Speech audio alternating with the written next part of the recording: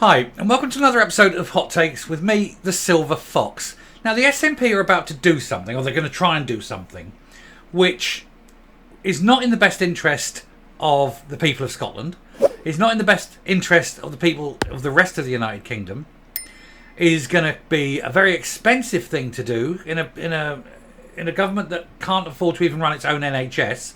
It wants to take on more expense that's currently covered from Westminster. It's looking to do this not because it thinks it can do it better, but simply because it then can control it itself, and it creates another division between the UK and Scotland, and which will not do anything to help the animals and the disease control for which this scheme exists to try and prevent. It makes the job harder. They're not doing it for any beneficial reason. They're doing it simply to create yet another fight, yet another flashpoint, so that they can say, oh look what Westminster are doing, they're not letting us do this. There is no reason for this to happen. When you see what they're trying to do, you'll wonder why they are trying to further create issues of division and further put expenses and costs onto just the taxpayers in Scotland, because it'll actually be releasing a burden and making it life a little bit easier for the taxpayers in England, who will no longer have to pay their taxes to cover the cost of this scheme that covers the whole of the UK at the moment. Why is he doing it? Because, he's got to keep fighting for independence. It's all he knows. Keep making divisions. Keep saying Westminster this, Westminster that, and hope that people will fall for his bullshit and lies. Let's look at this story. So, latest SNP plot to create a division in the UK. As critics warn, the new vet plan is a new deposit return scheme, destined to fail before it starts, and is so damaging. This is going to have to be another one where Section 35 is going to have to be used by Westminster, because what this is proposing will actually endanger lives. That is how bad it is. But this is Humza Yousaf. He doesn't think about things like that. He lacks the intellectual capability to see, the effects of what he does. There's no consequences in his mind, in his tiny, tiny mind. So the Nats want to break away from the UK government-operated Animal and Plant Health Agency. Now, this is an agency set up and run from Westminster. It's paid for out of central UK funds. He wants to break away from that and have one that is run from Scotland, run from Edinburgh, and for which the Scottish taxpayer will then have to find the money.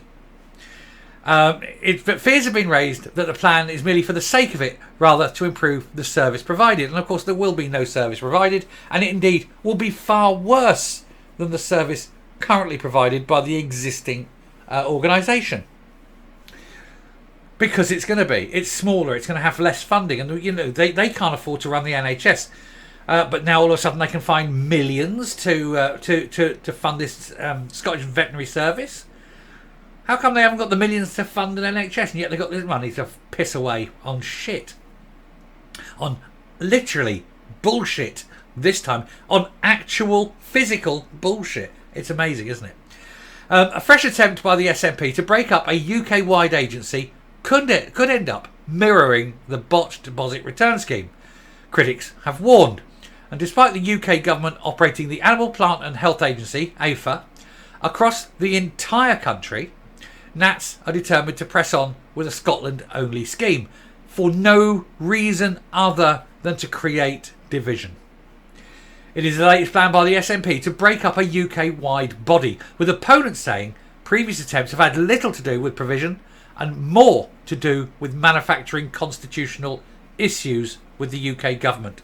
Similar projects have included trying to ditch the British Transport Police north of the border and the deposit return scheme, which was supposed to go live 2 years before the rest of Britain. And like every single other thing they've done or attempted to do, it will fail. This most definitely will fail. This will fail on the grounds of public health, and the British government can just go Section 35 it, bang, why, public health, done, dusted, and they can have another bloody review and it will go to a court case, more expense for the taxpayers of Scotland, but one again that they cannot possibly win.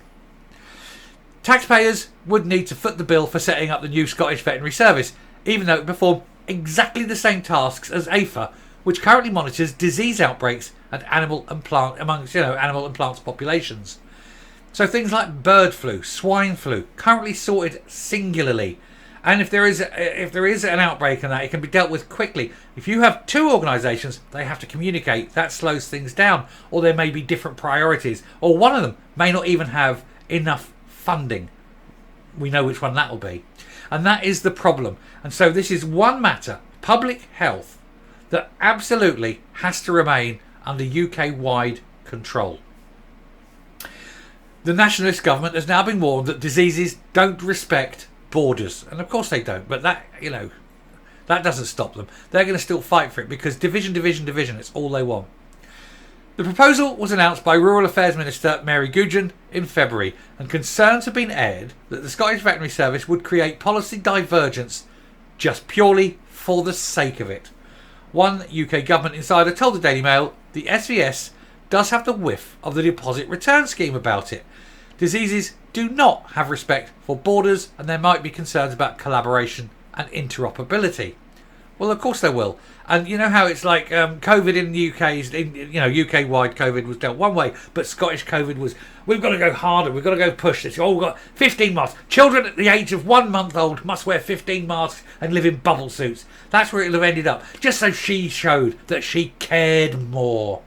What a tip. Anyway, the Scottish Government ordered a review on animal health services in 2020, with former veterinary officer, Professor Charles Milne, suggested a Scotland-only body could work.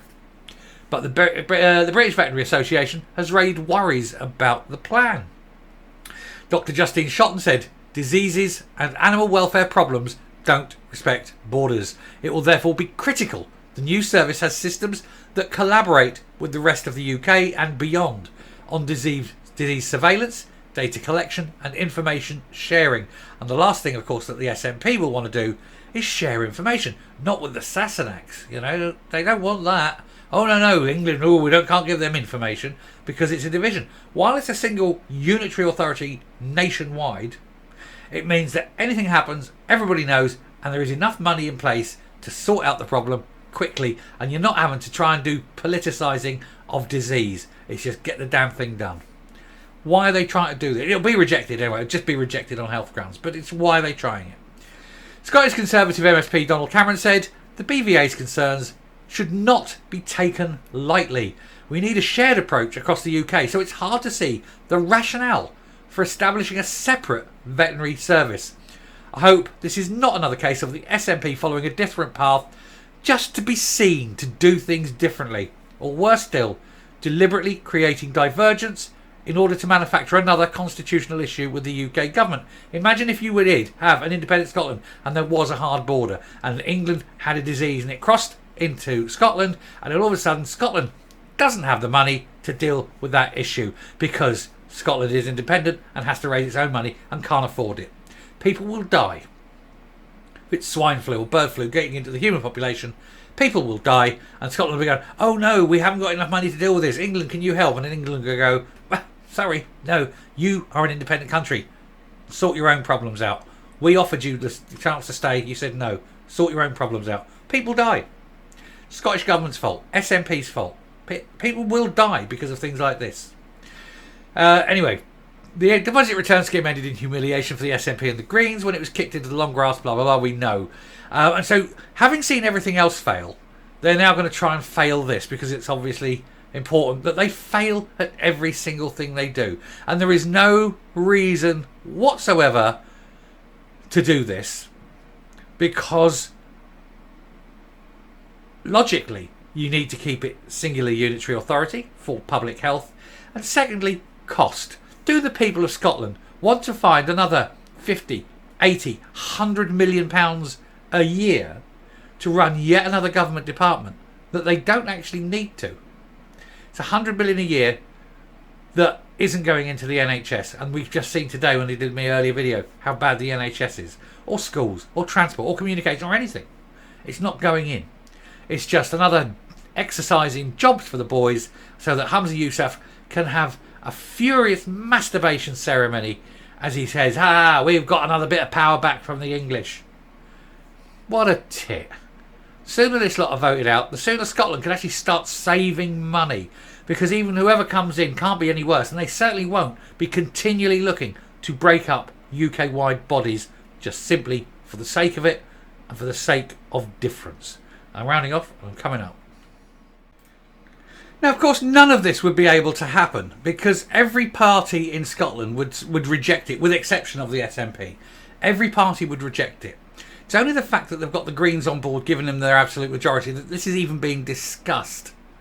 But in fact, I feel that there are probably people in rural areas in Scotland that would tell the rural MSPs that we cannot allow this. And I think that this is one of those areas where there would be people voting against it on their own side, or at the very least abstaining. But you can imagine someone like Fergus Ewing actually voting against it. So I think it's one of those that even if it won't get that far, of course, but even if it got that far and went to a vote, it probably wouldn't get through. And even then, if it did, I think this is one where the UK government would just Section 35 it again, simply on the basis of public health. They're not going to allow that to happen. They're not going to put lives at risk. The SNP, on the other hand, they do. We know that. We've seen how many times they've not only put lives at risk, but their policies have killed people. Undoubtedly. And in fact, we know SNP policy actually leads to people dying. These people should be prosecuted for crimes against humanity.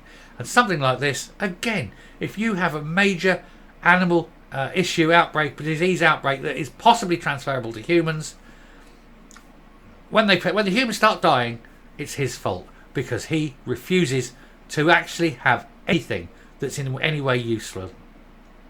His name's useless for a reason, isn't it? I actually prefer to call him Wanker, but hey, that's just me. I shall round off there. Thank you very much for watching. If you like what you're seeing here on the channel, do please hit the subscribe button, ring the bell, leave a like, leave a comment. Please share the video, and until next time, stay safe, stay well, and remember, don't keep creating division, especially if it puts people's lives at risk. Bye.